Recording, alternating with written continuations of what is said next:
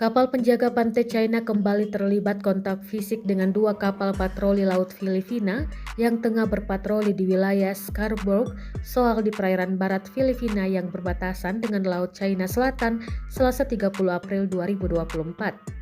Kapal penjaga pantai China menembaki dua kapal patroli Filipina dengan meriam air. Kapal-kapal Filipina menghadapi manuver berbahaya dan penghalang dari 4 kapal penjaga pantai Tiongkok dan 6 kapal milisi maritim Tiongkok, ucap juru bicara penjaga pantai Filipina, Commodore Jay Tariela. Penyerangan terjadi ketika kapal milik penjaga pantai Filipina sedang melakukan patroli yang sah di sekitar wilayah Scarborough Shoal. Namun dua kapal China yang berukuran lebih besar secara tiba-tiba mendekat dan melakukan serangan meriam air dari dua sisi. Tidak ada korban jiwa dalam insiden ini, namun imbas serangan kapal China, kapal milik penjaga pantai Filipina mengalami kerusakan di bagian pagar pembatas dan kanopi, sebagaimana dikutip dari Nikkei Asia.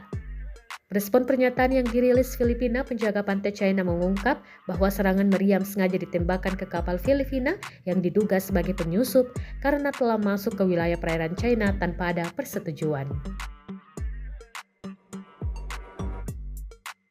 Download Tribun X sekarang, menghadirkan lokal menjadi Indonesia.